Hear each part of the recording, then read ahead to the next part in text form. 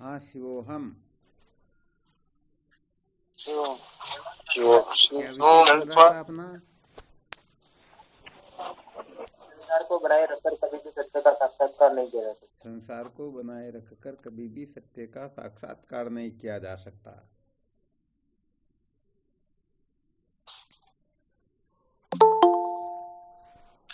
अच्छा, संसार के बारे में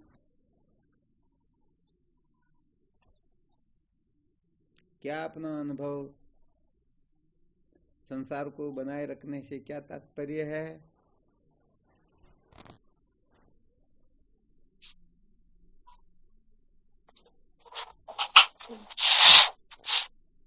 आत्म तत्व के सिवाय किसी की भी सत्ता स्वीकृत करना अथवा उस सत्ता को परम सत्य समझ लेना अथवा उससे आगे कुछ है ही नहीं अथवा वहीं पर अपने को अटका देना, उसे मील का पत्थर न समझ करके मंजिल समझ लेना, यही संसार को बनाए रखना है। तो जो सत्य के साधक होते हैं, सर्वप्रथम सत्य के बारे में अच्छी तरह से निर्णय ले लेना चाहिए कि वास्तव में परम सत्य क्या है, और उनके लक्षणों के बारे में भी थोड़ा अच्छी तरह से समझ लेना चाहिए। वैसे जब आगे की कक्षाओं का अध्ययन करेंगे तब दो प्रकार के लक्षण होते हैं, स्वरूप लक्षण और तटस्थ लक्षण। यदि इन लक्षणों का अच्छी तरह से अन्वेषण करेंगे तो फिर कहने का मतलब कुछ भी शेष रहने वाला है ही नहीं। तो स्वरूप लक्षण और तटस्थ लक्षण के द्वारा परमात्मा तत्व का बोध होता है। तो कम से कम लक्ष्य के बारे में अपने को अच्छी तरह से निश्चिंत हो जाना चाहिए, कहीं हम अलक्ष्य को लक्ष्य न समझ बैठे। जीवन में यदि सबसे बड़ी आवश्यकता होती है तो यही हुआ करती है। देखो, लक्ष्य की पहचान नहीं है तो हम या तो मील के पत्थर को मंजिल समझ करके अटक जाएंगे अथवा हम अन्यत्र कहीं भटक जाएंगे। चलो इसका आज एक छोटा सा दृष्टांत दे करके बताते हैं, फिर वापस पुनः अपने अध्यारोप वाली कक्षा का चिंतन मनन करते हैं। समझो जैसे किसी को पिलवाड़ा से हरिद्वार जाना है। कहां पर जाना है? भीलवाड़ा से। और हरिद्वार दूर पड़ता हो तो समझो जयपुर या दिल्ली समझ लेते हैं, और क्या है। पिलवाड़ा से समझो जयपुर जा रहे हैं, तो सर्वप्रथम तो उसे अपने जीवन का लक्ष्य बनाना होगा, उस समय का लक्ष्य बनाना होगा, मुझे जयपुर पहुंचना है। यदि ये लक्ष्य नहीं बनाएगा तो बताओ वह जा पाएगा क्या?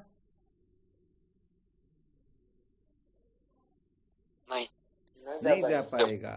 अच्छा, लक्ष्य निर्धारित करने के पश्चात उसके लिए जो सामर्थ्य होनी चाहिए, साधन सामग्री होनी चाहिए, उन समस्त साधन सामग्री को उसे संग्रह करना होगा, अर्थात साथ में लेना होगा। अच्छा, साथ में लेने के पश्चात विचार करो, यदि वह जयपुर को पहचानता नहीं है। किसको नहीं पहचानता? जयपुर को नहीं पहचानता, अथवा वह किस दिशा में, यदि ये नहीं जानता है तो वह साधन सामग्री जो एकत्रित करेगा अथवा समझो बस आदि में बैठेगा तो हो सकता है वह विपरीत दिशा वाली बस में भी बैठ सके, उसमें भी बैठ जाए, ये संभव हो सकता है ना? जी। तो यहाँ पर एक तो दिशा का ज्ञान होना अति आवश्यक है, कभी किस तरफ जयपुर जाया जाता है, और उसके पश्चात ये देखना होता है कि ये बहुत सारे साधन हैं, इनमें से जयपुर कौन सा जा रहा है। अब बहुत सारे साधन ऐसे होते हैं जो बीच में 25-50 किलोमीटर तक ले जाते हैं और बाद में वहां उतार देते, कहते भाई अब यहाँ से दूसरी मोटर देख लो, फिर तीसरी देख लो, ऐसे करते करते जाए तो भी बड़ी समस्या आती है। अच्छा, पहले थोड़ा संकेत भी किया था, ये दृष्टांत कभी सुनाया होगा। समझो जैसे जयपुर जाने वाली जो गाड़ी है ना, वह 1 नंबर की खटाला गाड़ी है। कैसी गाड़ी है? खटारा। हाँ, समझो न तो उनका रंग रूप ठीक है और न उसमें कोई विशेष प्रकार की सुविधाएं हैं। और समझो ऐसी गाड़ी की 1-2 किलोमीटर 5 किलोमीटर चले और खराब हो जाए, धक्का लगाना पड़े। जी और वैसे देखा जाए तो उनमें बैठते हुए भी समझो शर्म आती है। एक तो ऐसी गाड़ी है, जी एक ऐसी गाड़ी पड़ी हुई है जिसमें समस्त सुविधाएं हैं। जो कहने का मतलब, ये कौन से लोग बोलते हैं? लग्जरी अरे वीआईपी, वाह भाई, देखो कौशल्य को सबसे ज्यादा वीआईपी।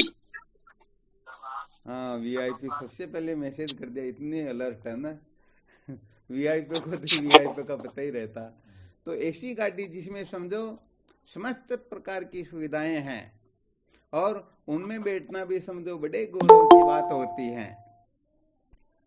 परंतु वह बस जो है जयपुर न जाकर के पिलवाड़ा से जाती है बंबई की तरफ। अब विचार करके देखो, यदि उसमें उसकी समस्त प्रकार की सुविधाएं देख करके यदि कोई उसमें बैठ जाए तो कभी जयपुर पहुंच सकेगा क्या? नहीं। हाँ, बिल्कुल नहीं पहुंच सकेगा। इसलिए अपने को जहां पहुंचना है वहां पहुंचाने वाली गाड़ी, भले ही उनमें 1000 लाख प्रकार की कमियां भी क्यों ना हो, परंतु वही हमें पहुंचाएगी। भले 2-3 दिन लगेंगे, परंतु आ गया समझ में? तो यहाँ साधन का जी अच्छी तरह से निश्चय करना होता, कौन सी गाड़ी हमें लक्ष्य पर पहुंचा सकती है। और उसके पश्चात भी गाड़ी में हम तो बैठ गए, परंतु जयपुर के बारे में विशेष जानकारी नहीं है, तो अपनी इच्छा जहां चाहे हम उतर सकते हैं। भाई देखो, यहाँ पर 2 सूत्र निकलते हैं। कितने सूत्र? 2 सूत्र। पहले इसके बारे में तो वैसे खूब चर्चा कर चुके हैं। एक तो जैसे बच्चा माँ के साथ में मेले में जाता है, तो वहां जब वह बच्चा माँ का हाथ पकड़ लेता है, अंगुली पकड़ लेता है, तो जब उसकी मर्जी होती है तभी छोड़ देता है और मर्जी होती है तभी पकड़ लेता है। तो बताओ, उस बच्चे के इधर उधर होने की संभावना है या नहीं है? बिल्कुल है। और यदि वह माँ को अपना हाथ पकड़ा दे तो? बिल्कुल भी नहीं है शंका। हाँ, बिल्कुल भी नहीं है। यहाँ पर तो भले वो अपने हाथ को काट दे तब बात अलग हो सकती है। हाथ को न काटे तब तक माँ उसको घसीटते हुए अपने लक्ष्य पर पहुंचा ही देगी। समझ में आ रहा ना?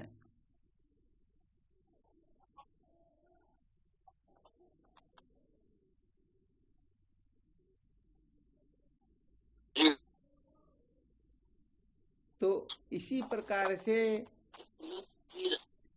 हम अपनी मनमानी से जो जयपुर नहीं है उसको जयपुर समझ करके, कहीं लिखा हुआ है बोर्ड के ऊपर जयपुर, अब नीचे कितने किलोमीटर ये तो देखा नहीं, और 100-500 घर देख करके समझ ले अरे भाई जयपुर आ गया, और वह वहीं उतर जाए, तो बताओ सचमुच में वह जयपुर को प्राप्त कर सकेगा?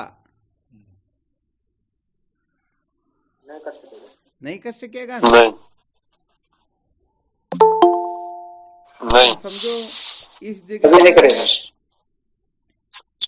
वह जयपुर आ जाए फिर भी उतरे नहीं, अरे थोड़ा मजा और ले लें, आनंद और ले लें, बहुत अच्छा अनुभव हो रहा है, तो कहने का मतलब बताओ जयपुर से वह और आगे निकल जाएगा या नहीं निकलेगा? निकल जाएगा। तो फिर घर से चलना सार्थक होगा क्या?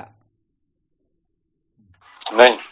हाँ, पहले समझो लक्ष्य से 250 किलोमीटर दूर थे और अब पहुंच गए दिल्ली मोहनानंद जी महाराज के वहां पर, तो 250 किलोमीटर फिर दूर हो गए ना। जी बात तो की वही हुई। इसीलिए जी वैसे देखा जाए तो ये समस्त साधन जो है ये सारे के सारे ग्रहण त्याग के बारे में अच्छी तरह से अपने को नॉलेज होनी चाहिए कि कब किसका ग्रहण करना है, कब किसका त्याग कर देना है। तो यहाँ पर हमें अच्छी तरह से ये पता होना चाहिए कि अपना वास्तव में लक्ष्य क्या है। लक्ष्य के प्राप्त होने से पहले ही यदि हम साधनों का, सत्संग का, स्वाध्याय का, साधन भजन का, ब्रह्म विचार का त्याग कर देंगे तो सच्ची बात यह है कि हम विरोचन हो जाएंगे, चारवाकी हो जाएंगे, नास्तिक भी हो जाएंगे, पता नहीं क्या क्या हो जाएंगे। हो जाते हैं ना। जी हो जाते हैं। थोड़ा विशेष संकेत कर देते हैं।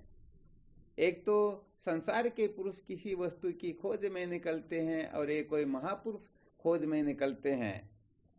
तो संसार के व्यक्ति किसी वस्तु की खोज में निकलते तो हैं, पाने के चक्कर में पड़ते तो हैं, परंतु उस वस्तु के असली स्वरूप को नहीं जानते हैं। इसलिए या तो उनमें राग कर बैठते हैं या द्वेष कर बैठते हैं। क्या कर बैठते हैं? या तो उसमें आसक्त हो जाएंगे या उनसे दूर हट जाएंगे, या तो उनमें राग करेंगे या उनसे द्वेष कर लेंगे। आ गया समझ में? और महापुरुष किसी वस्तु की खोज के लिए निकलते हैं तो उस वस्तु को पूरी की पूरी समझते हैं। ध्यान देना अच्छी तरह से। यदि रस्सी के सर्प को अच्छी तरह से नहीं समझा तो भय लगने लग जाएगा। छिपी की चांदी की असलियत को समझ सके नहीं तो वहां आसक्ति हो जाएगी, और यदि असलियत को जान ले तो न भय लगेगा और न उसको पाने का लोभ होगा। तो महापुरुष जो है किसी वस्तु की खोज में निकलते हैं तो तब तक समझते हैं जब तक समझना शेष न रहे, क्योंकि वास्तव में समझ उसी को कहते हैं जिस समय अच्छी तरह से समझ जागृत हो जाती है। तो आत्मवत सर्वभूतेषु, मुझ आत्म तत्व के सिवाय द्वैत नाम की किंचित मात्र कोई वस्तु है ही नहीं। इसीलिए तुम्हारे दानाराम जी महाराज ने कहा है, पहली कर तो आड़ू झगड़ा जग से वाद विवादू, अब करूं तो लड़ू कौन से जाता मैं ही लादू। माइमा ने गुरु जी सिखायो जादू, जादू सीखा सुदबुद व्यापी सुन लीजो सब साधु। अरे स्वप्न में जैसे अपने सिवाय और कुछ होता ही नहीं, हम ही आकाश वायु अग्नि जल पृथ्वी सूर्य चंद्रमा दिशा गिरी गुफा पहाड़ नदी पर्वत जो कुछ भी बनते हैं हम ही बनते हैं, हम ही बनाने वाले हैं, हमारे सिवाय दूसरी वस्तु है ही नहीं। तो बताओ किसका ग्रहण करे, किसका त्याग करे? कौन अच्छा है कौन बुरा? होता या नहीं होता? तो यहाँ पर तो ये लक्ष्य जो है अच्छी तरह से हमें अपनी दृष्टिगोचर रहे सदा सर्वदा। तो अपने को ये ब्रह्म विचार जो है सचमुच में देखो, ब्रह्म विचार कब तक कर्तव्य है? जब तक करना जानना पाना छोड़ना शेष है तब तक समझो अभी तक ज्ञान अधूरा है, अभी तक वास्तव में बोध हुआ नहीं, अभी तक हमारे लिए ब्रह्म जिज्ञास्य हैं। और इस संसार के अंतर्गत लोग अपना नुकसान भी कर देते हैं परंतु मजे लेने के चक्कर में पड़े रहते हैं। यदि किसी को जेल करवाना हो तो 5-15 दिन नौकरी छोड़ करके उसके लिए क्या करना हो उनके साथ में लग जाएगा। तो संसार की बड़ी विचित्र गतिमति होती या नहीं होती? तो अपने को सत्य के साक्षात्कार के लिए संसारियों से कमजोर नहीं होना है। एक चोरी करने वाला पता नहीं क्या करेगा परंतु चोरी करके ही रहेगा। तो साधकों को भी सत्य का साक्षात्कार करके फिर ही विश्रांति लेनी है, वरना बीच में रुकना नहीं है। बीच में रुक गए तो समझो सारा का सारा गुड़ गोबर। 500 किलोमीटर भी जाए वो गाड़ी में पटरी हटती है। हाँ बिल्कुल सत्य बात है। तो कुल मिलाकर के अपने जीवन का जो लक्ष्य है वो बिल्कुल यथार्थ होना चाहिए, उनकी प्राप्ति के साधन यथार्थ होने चाहिए। कुल मिलाकर के सारा का सारा संवैधानिक होना चाहिए, सारा का सारा शास्त्रोक्त होना चाहिए। ब्रह्म विद्या की प्राप्ति में, आत्म साक्षात्कार में कुल मिलाकर के श्रुति संत शास्त्री प्रमाण होते हैं। बाकी ये जितनी भी है ये सारी की सारी अपनी कल्पनाएं होती हैं। हम ऐसा कर लेंगे वैसा कर लेंगे, इसी को मौज मस्ती मनोरंजन कहते हैं। आ गया ना अच्छी तरह से समझ में? जी गुरुदेव। हाँ, तो अपने को अपने जीवन का वास्तविक लक्ष्य सर्वप्रथम अच्छी तरह से निश्चय कर लेना है। मुझे वास्तव में जगत चाहिए या जगदीश चाहिए। यदि परमात्मा प्राप्ति अपने जीवन का लक्ष्य होता है तो फिर अनात्म पदार्थों को महत्व नहीं देना होता है, क्योंकि अनात्म पदार्थों को बनाए रख करके आत्म तत्व का साक्षात्कार किया नहीं जा सकता। ये बिल्कुल 100% खरी बात है। हमारा कुछ बिगाड़ा न हो और हमें भगवत प्राप्ति भी हो जाए, संभव होता है क्या? नहीं होता गुरुदेव, एक म्यान में नहीं दो होता तलवार है। मारती है। इसलिए सच्ची बात तो यह है, यदि हम किसी भी प्रकार का परिवर्तन चाहते हैं तो वह ब्रह्म विद्या का अधिकारी नहीं है, वह धर्म का अधिकारी हो सकता है, उपासना का अधिकारी हो सकता है, योग का अधिकारी हो सकता है, किसी अन्य साधनों का अधिकारी हो सकता है, परंतु ब्रह्म विद्या का अधिकारी नहीं। क्योंकि ब्रह्म विद्या का जो अधिकारी होता है वह वस्तु को जो कि त्यों जानना चाहता है।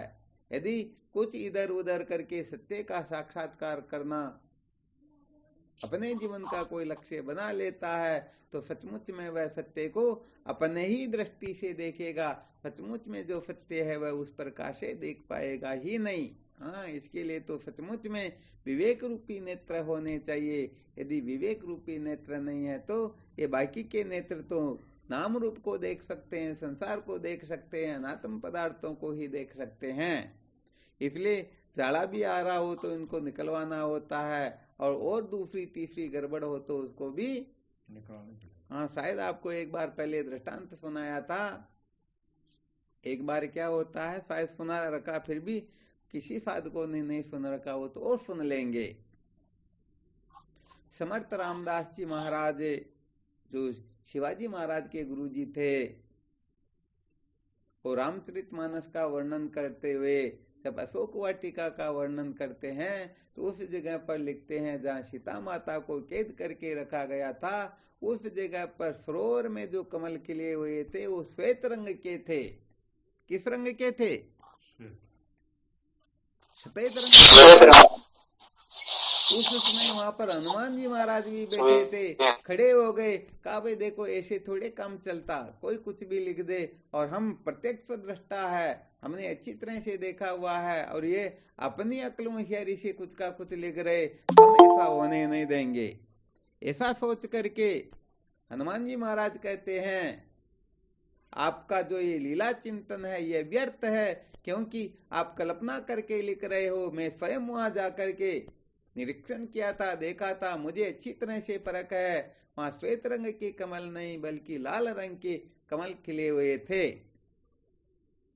और समर्थ रामदास जी महाराज कहते हैं हमारा लीला चिंतन कभी भी व्यर्थ नहीं हो सकता। और हनुमान जी महाराज कहते हैं आप कल्पना करके लिख रहे हो, हमने तो स्वयं वहां जाकर के देखा है। अब दोनों में वाद विवाद हो जाता, वो तो कहते हम ठीक है, हनुमान जी कहते हम ठीक है। अब देखो होता क्या है, यदि परस्पर दो व्यक्तियों में वाद विवाद हो रहा हो तो उसको सुलझाने वाला कोई तीसरा ही चाहिए, और तीसरा वही निर्णय यथार्थ दे सकता है जिसको अच्छी तरह से अनुभव हो कि वास्तविकता क्या है। तो ये बात तो हनुमान जी महाराज की और रामदास जी महाराज की सचमुच में कौन सी ठीक है कौन सी ठीक नहीं है, इस बात को तो सीता माता ही सिद्ध कर सकते थे, क्योंकि सीता माता को लंका में उसी जगह पर रखा गया था। अब दोनों जाते हैं सीता माता के पास में, जाकर के प्रार्थना करते हैं माँ वहां पर जो फूल खिले हुए थे वो किस रंग के थे? तो सीता माता कहती वहां पर श्वेत रंग के कमल खिले हुए थे। जब ये बात हनुमान जी महाराज सुनते हैं तो उनके पैरों नीचे से जमीन खिसक जाती है। माँ मैंने प्रत्यक्ष अपनी आंखों से देखा, वो लाल रंग के थे, श्वेत रंग के कैसे? तो सीता माता ने समझाया बेटे उस समय इन राक्षसों के दुर्व्यवहार के कारण तुम्हारी आंखें लाल हो रही थी, और ये लाल होने के कारण तुम्हारे को कमल तो श्वेत रंग के थे परंतु दिखाई लाल दे रहे थे। समझ में आ रहा ना? आ रहा गुरुदेव। तो होता क्या है कि अपने नेत्रों पर जैसा चश्मा लग जाता वैसा ही अपने को दिखाई देने लगता है। तो हम विवेक रूपी नेत्रों का आश्रय न लेकर के इन नेत्रों से ही परमात्मा तत्व को देखना चाहेंगे तो सचमुच में रूप के सिवाय और कुछ भी मिलने वाला नहीं। हाँ, तो परमात्मा जो है नहीं। शब्द स्पर्श रूप रसगंध से निर्मुक्त है, इनसे रहित है। वास्तव में सारे के सारे माइक पदार्थ है, इनकी का सत्व जो है, इनका अस्तित्व जो है वो अविद्या से है। वास्तव में देखा जाए तो इनकी सत्ता का अत्यंत अभाव है। तो कुल मिलाकर के यहाँ पर हम जैसे देखना चाहते हैं वैसा नहीं, बल्कि श्रुति माता जैसे दिखाना चाहती हैं वैसे अपने को देखना होता है। तो अपने पास में इसीलिए विवेक वैराग्य आदि साधनों की आवश्यकता होती है। ये साधन जब किसी साधक में पूर्ण होने लगते हैं, पुष्ट होने लगते हैं, तो उनका अनात्म प्रपंच के प्रति जो आग्रह होता है, अनादिकाल से स्वाभाविक रूप से जो अंतःकरण में अपने भीतर अनेक प्रकार के जो कचरे भरे हुए हैं, चाहे वो किसी भी प्रकार के क्यों न हो, सारे के सारे कचरे बाहर निकलने लगते हैं। और जब कचरा दिमाग से निकलने लगता है तब पता चलता है कि वास्तविकता क्या है। तो कुल मिलाकर के महत्वपूर्ण बिंदु क्या निकला? संसार को बनाए रखकर सत्य का साक्षात्कार नहीं किया जा सकता। तो भाई देखो, संसार तो नाम रूप को ही संसार कहते हैं। किसको कहते हैं? अस्ति पाति नाम रूप। अस्ति पाति प्रियमचेति नाम रूप तु पंचकम तत्र त्रयम ब्रह्म रूपम जगद रूपम द्वयम तथा। अस्ति पाति प्रिय इसको अपना स्वरूप कहते हैं, नाम रूप जो है इसी को माया कहते हैं, यही मिथ्या है। तो ये नाम रूप इतने खतरनाक होते हैं, वास्तव में देखा जाए तो इनकी सत्ता ही नहीं है, परंतु आत्म तत्व को न जानने से इनमें इतनी प्रबलता आ जाती है कि ये नाम रूप अस्तिवाति प्रिय को भी छिपा देते हैं। जैसे दीवार के ऊपर हाथी घोड़े का चित्र बना देते हैं तो कोई ये नहीं कहता है कि ये दीवार है, बल्कि सब यही कहते हैं कि भाई ये हाथी है, ये घोड़ा है। क्या कहते हैं? हाथी घोड़ा ही कहते हैं। अच्छा, ये हाथी घोड़ा मानना क्या क्या वस्तु है यार? कल्पना। क्या है? अपनी कल्पना ही है हाथी घोड़ा मानना, दीवार। हाँ बिल्कुल कल्पना। अब इनको थोड़ा शास्त्रोक्त रीति से कथन करेंगे तो वास्तविकता क्या है?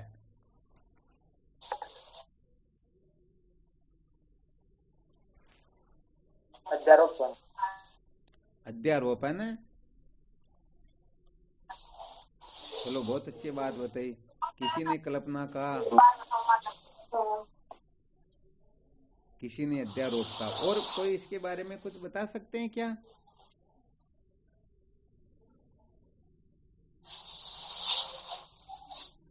देखते हैं सबसे ज्यादा विवेकी कौन है। भ्रांति। भ्रांति, बहुत अच्छी बात है। भ्रांति गुरुदेव। गुरुदेव अविद्या। क्या बात। अविद्या कौन बोले? धरुणलाल जी मास्टर बोल रहे क्या? अच्छा, अविद्या कैसे हुई? माइक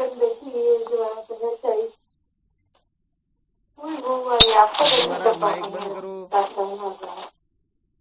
बोलना हो तभी माइक को ओपन रखना।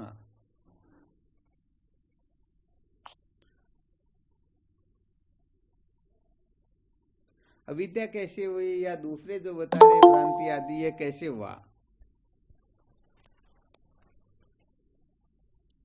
राम प्रताप जी बहुत लेट जुड़ रहे हो, 8 बजे सत्संग चालू हो जाती है। 8:30 हो गई। शिवम गुरुदेव शिव। हाँ शिवम, थोड़ा समय पर जुड़ा करो ताकि ठीक रहे। ये क्या कि लगता तो मुझे ऐसा है कि मेरा समय तो लगता है कि शायद इसका कोई मूल्य नहीं।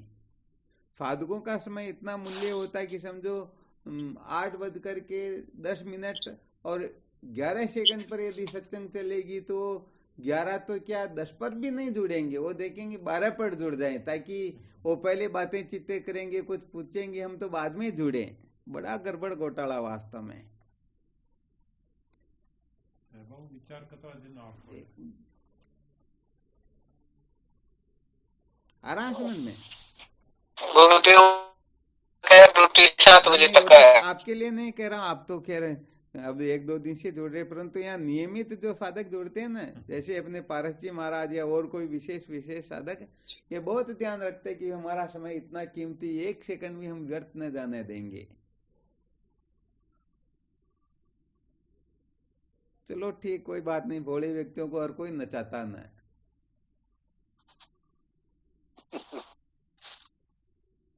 बड़ा ध्यान रखते समय का वास्तव में। धन्यवाद आप लोगों को। चलो ठीक, क्या कहेंगे इसको?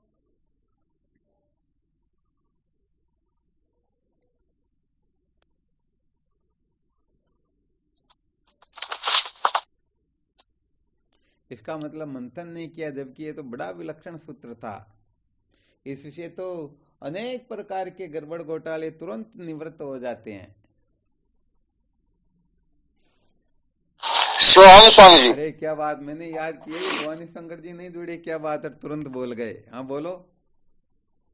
मैं 8 बजे से जुड़ गया, मैं तो शुरू से ही। हाँ वो तो ध्यान था, बिल्कुल जुड़ गए सत्य। भेड़लाल जी महासाहब ने कहा विद्या ये सही है स्वामी जी। सही है क्या? ये क्या करती है अविद्या? हाँ हाँ बिल्कुल बोलो। मेरी दृष्टि से, आपकी दृष्टि से नहीं बोल रहा मैं तो। हाँ बिल्कुल पता, वो तो अपनी अपनी दृष्टि से ही बोलेंगे ना। हाँ मतलब अविद्या क्या करती है स्वामी जी? एक तो उसको अधिष्ठान को ढांक देती है और अन्यथा रूप से दिखा देती है। इसीलिए तो कहने का मतलब कुछ सूत्रों पर चर्चा करना आवश्यक हो जाता है, जो महत्वपूर्ण बिंदु होते हैं। जी स्वामी, बहुत बहुत धन्यवाद। वास्तविकता यही है, यही सुनना चाह रहे थे। अरे भाई, कम से कम साधकों को इतना ध्यान रखना चाहिए, 50 बार इस पर चर्चा कर चुके हैं। अविद्या में 2 प्रकार की शक्ति होती है, एक तो आवरण शक्ति होती है, दूसरी विक्षेप शक्ति होती है। इस पर कितना पहले चिंतन करवाया हुआ है, परंतु साधकों के कान पर झूम भी तो नहीं रेंगती ना। कहने का मतलब ऐसी दृष्टि होनी चाहिए, शब्द का उच्चारण करते जैसे घट शब्द का उच्चारण किया तो अपने अंतःकरण में उसी समय घटाकार वृत्ति बन जाती है। बनती या नहीं बनती? अभी गुलाब जामुन का नाम ले ले तो जिनको अच्छा लगता है उनको तुरंत गुलाब जामुन की स्मृति पता नहीं क्या क्या हो जाएगा या नहीं होगा। तो ऐसे कहीं कहीं पर ऐसे सूत्र आते हैं जिन सूत्रों को श्रवण करते ही तुरंत अपने को उस ओर की समस्त प्रक्रियाएं अपने हृदय में जागृत हो जानी चाहिए, तब समझो बात कुछ और हुई। फिर आप लोग शब्द तो सब सुनते हो, परंतु वाक्य में प्रयोग करना तो गड़बड़ हो रहा ना फिर। अरे भाई, पहले खूब बताया गया था, ये हाथी घोड़े का जो चित्र बनाया हुआ होता है, इसने दीवार को छिपा दिया, दीवार को ही हाथी घोड़े के रूप में दिखा दिया, तो ये आवरण विक्षेप शक्ति नहीं हुई क्या? तो भेरूलाल जी महासाहब ने जब पहले ही संकेत कर दिया तो दूसरों को तुरंत पकड़ लेना चाहिए कि हाँ बिल्कुल सत्य है, विद्या में 2 प्रकार की शक्ति होती है। देखो भवानी शंकर जी ने पकड़ लिया था।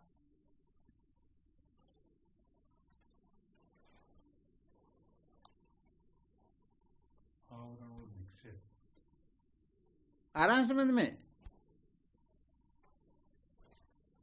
पहले आवरण विक्षेप शक्ति पर चर्चा नहीं की हुई क्या?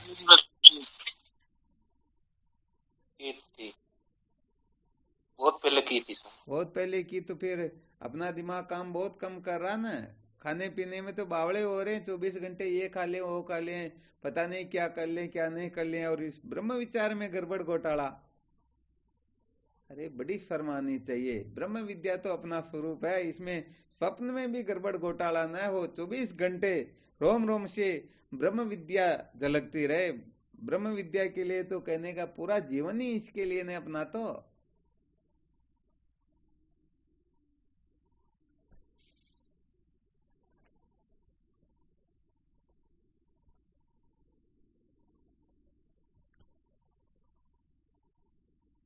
लक्ष्य में या साधनों में थोड़ी बहुत गड़बड़ होती तभी ऐसा होता, चलो फिर भी कोई बात नहीं, परंतु थोड़ा सावधान रहो।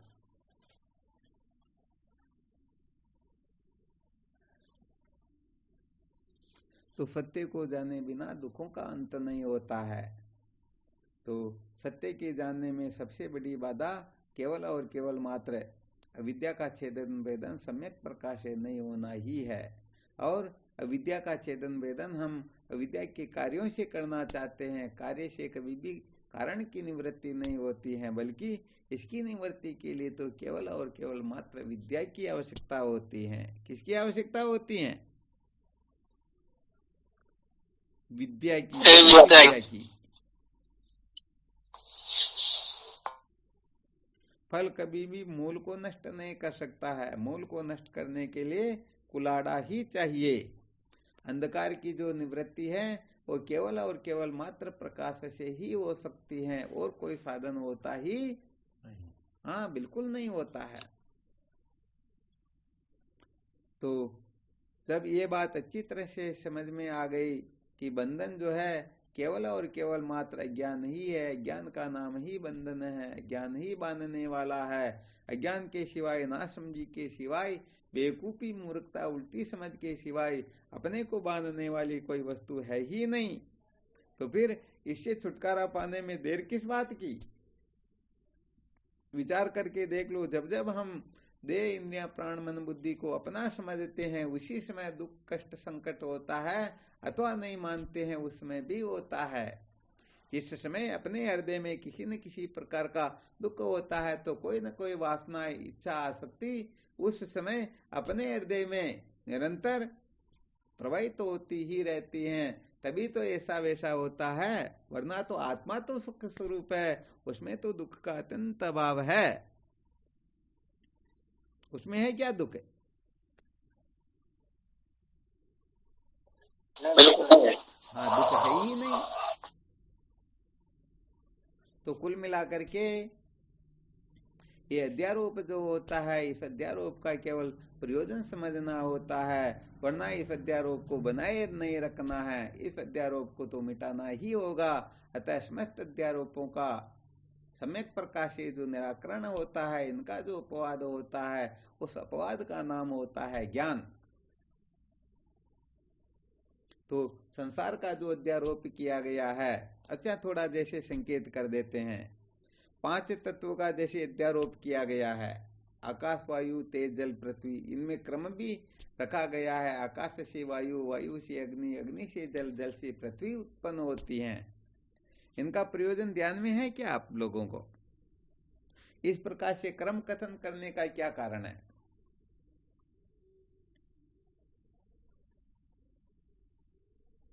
जिन्होंने विचार सागर पढ़ा हो वही शायद इस पर कुछ न कुछ कह सकते हैं।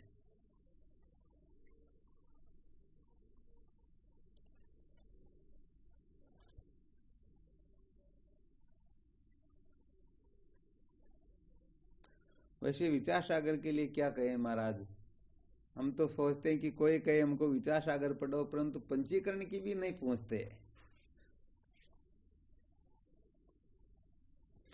कुछ साधक है, एक दो, जैसे भवानी शंकर जी, कुछ और साधक है तो बार बार कहते ही रहते हैं, परंतु अधिकतर साधक तो ऐसा नहीं कहते भी हमको भी, परंतु समय नहीं मिले तो फिर ये तो अपनी गड़बड़ होती है।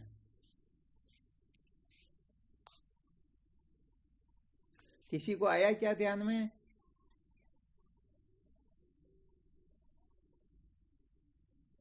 कर्म सिद्ध स्वामी जी, ये जिसमें आकाश में एक गुण है, इसे क्या होगा? ऐसे ही अलग अलग तो ये क्रम से होगा ना पांचों में, फिर एक एक से सूक्ष्म है ये। यहाँ से इनसे गुणों का क्या प्रयोजन है? अपना प्रसंग कोई ये थोड़े चल रहा, विद्या की निवृत्ति कैसे होती, प्रसंग तो वो चल रहा।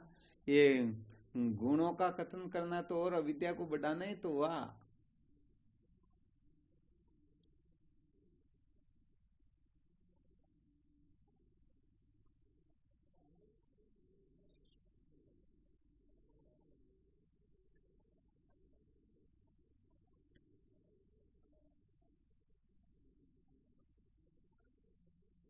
किसी को समझ में नहीं आ रहा क्या? भवानी शंकर जी नहीं आ रहा क्या? चलो थोड़ा और संकेत कर देते हैं, जैसे पंचम स्तरंग के अंतर्गत इसका विवेचन किया हुआ है। अब किसी को समझ में आ रहा हो तो? मैं तो पढ़ी कौन पंचम। पढ़ी नहीं, पढ़ना भी तो नहीं चाहते हैं, समय कहाँ पर है। वरना विचार सागर पढ़ने की जो जो तैयारी होनी चाहिए उसमें कोई गड़बड़ चल रही, या तो जो भी गड़बड़ हो उसको तुरंत निकालना चाहिए, और इसके लिए तो तुरंत तैयारी करनी चाहिए। जीवन का भरोसा थोड़े होता है क्या? नहीं, गड़बड़ चल रही है सब ये। संतोष लिख रहे भाग त्याग लक्षणा, तो भाग त्याग लक्षणा इसमें पंच तत्वों में क्या करेगी?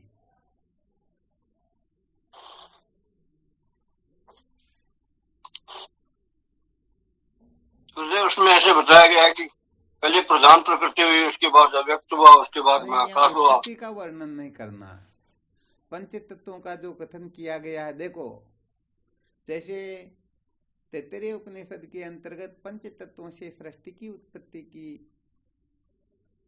गाथा गाई हुई है, इनकी प्रक्रिया बताई हुई है। और छांदोग्य उपनिषद के अंतर्गत तीन तत्वों से अर्थात तीन तत्वों के त्रिवर्तकरण से सृष्टि की उत्पत्ति होती है।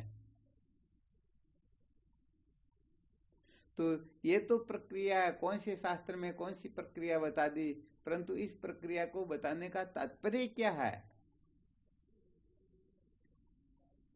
भाई ऐसे ही कह देते जैसे समझो पांच तत्व से सृष्टि की उत्पत्ति होती, परंतु यहाँ पर क्रम कथन किया गया है, आकाश से वायु, वायु से अग्नि, इस प्रकार से जो पंच तत्वों की उत्पत्ति का क्रम बताया गया है, इस क्रम का क्या तात्पर्य है? जबकि वास्तव में क्रम तो होता ही नहीं है।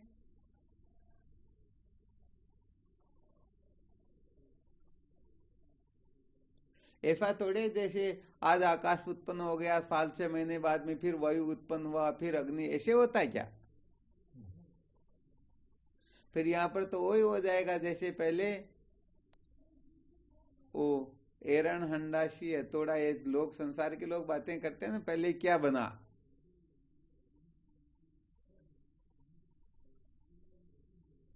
पहले ये हुआ, ये हुआ। तीन चीज की अड़ी, एरण हथौड़ी संडासी, पहली कुर्सी घड़ी। अरे वाह, क्या बात, मोतीलाल जी तो बड़े विद्वान निकले भाई, क्या बात है। किसी को पता है क्या पहले क्या बनाया? यदि एक ही कह दे तो दो के बिना वह कैसे बना? एरण बनाए जो महाराज पहले हैं? एरण बनाया तो एरण भी बिना हथौड़े के या बिना फंडासी की कैसे बनाया होगा?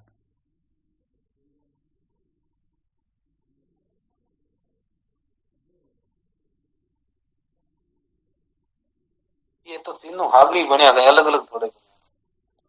हागे कैसे बने? अलग अलग ज्ञान वाले स्वामी जी, एक एक औजार बिना एक एक बने वो। हाँ, फिर भी ये तो वैसे देखा जाए दृष्टांत, अपने को यहाँ सिद्धांत में समझना है कि ईश्वर ने जो सृष्टि की रचना की तो पांच तत्वों में पहले किसको बनाया, पीछे किसको। ये तो ऐसे दृष्टांत है जकड़ियों का, इसका कोई अपने को लेना देना नहीं है। देखो क्या होता है, आगे पीछे कौन करते हैं? जो कमजोर होते हैं, पहले वो एक एक चीज बनाएंगे। परंतु यहाँ पर ऐसी बात नहीं है, आगे पीछे वो करे जो निर्बला होय, एक शब्द में कर दिया ऐसा सामर्थ्य सोय। अरे उन्होंने संकल्प किया और उत्पन्न हो गए, ऐसा थोड़े जो पहले वो एरण बनाएंगे, फिर हथौड़ा बनाएंगे, फिर संडासी, ऐसा नहीं होता यहाँ पर। जो ताको क्रम जान्यो लो रे, सो मुरुथल जल वसन निचोरे, आता न विचार सागर में इस प्रकार से। जी।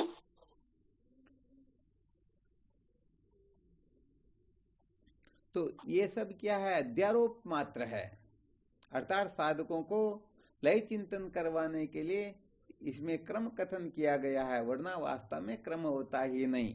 अर्थात विपरीत क्रम से चिंतन करवा करके इनको ब्रह्म साक्षात्कार करवाना है, श्रुति का परम प्रयोजन ब्रह्म साक्षात्कार है तो सचमुच में सृष्टि की उत्पत्ति का कथन करना कौन सा ज्यादा ठीक है?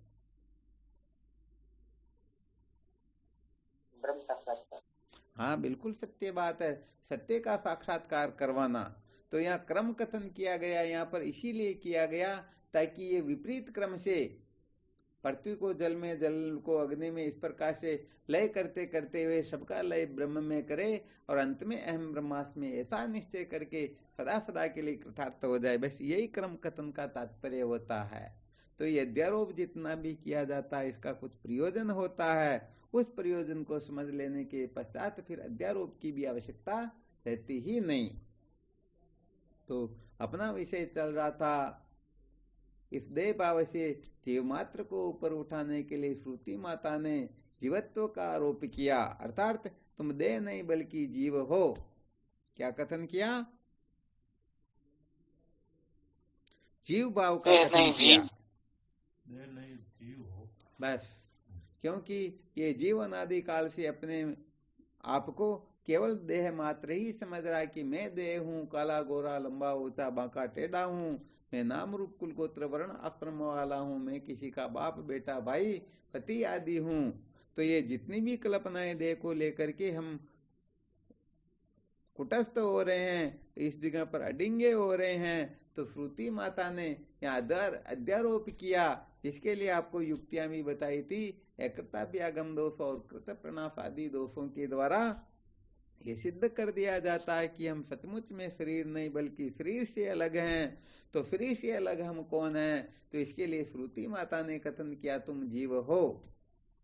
ध्यान देना, इस जगह पर श्रुति माता ने जो अध्यारोप किया है इसका तात्पर्य केवल और केवल मात्र इस देहाध्यास से मुक्त होना ही है। यदि देहाध्यास से मुक्त हो जाएं, हम इससे ऊपर उठ जाएं, अथवा समझो हम अपने आप को सचमुच में जीव मानने लग जाएं, तो सच्ची बात यह है कि उन्होंने श्रुति माता के अध्यारोप का रहस्य समझा ही नहीं। हाँ, तो कल इस पर फिर विचार करेंगे। वापस अपना विषय, आज फिर और दूसरी तरफ निकल गए थे।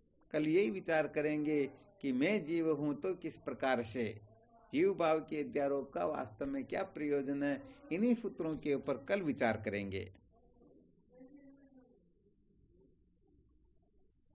इसमें और कोई शंका हो तो देख लो।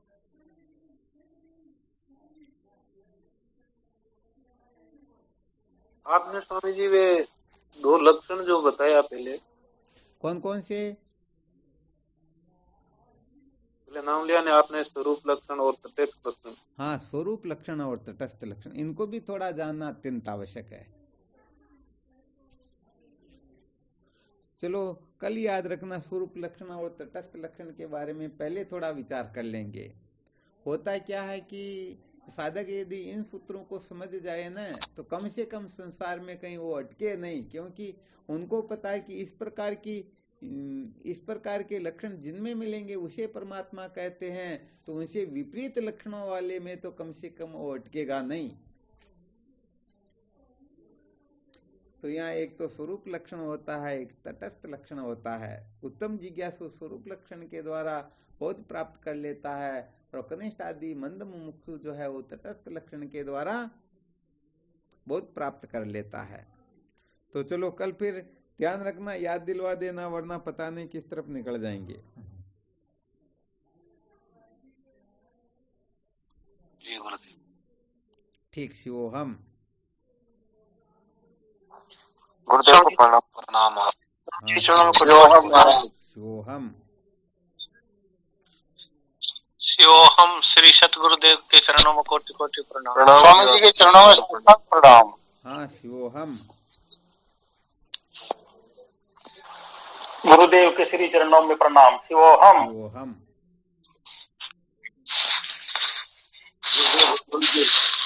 चरणों में कोटि कोटि प्रणाम। शिवोहम। स्वामी जी के चरणों में कोटि कोटि प्रणाम। शिवोहम। गुरुदेव भगवान के श्री चरणों में साष्टांग दंडवत प्रणाम। शिवोहम। हाँ, शिवोहम। प्रणाम स्वामी। शिवोहम। हाँ, शिवोहम। शिवोहम। में बारंबार प्रणाम शिवोहम दत्ता। शिवोहम प्रणाम स्वामी जी, कोटि कोटि प्रणाम। शिवोहम शिवोहम साष्टांग प्रणाम स्वामी जी। शिवोहम प्रणाम। हरि ओम शिवोहम प्रणाम शिवोहम। हाँ शिवोहम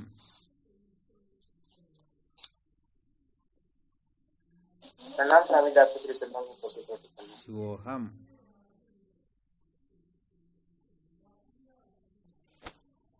कोटि प्रणाम स्वामी जी, आपके श्री चरणों में। शिवोहम प्रणाम स्वामी जी, आपके श्री चरणों में बारंबार। जय हो स्वामी जी आपकी। शिवोहम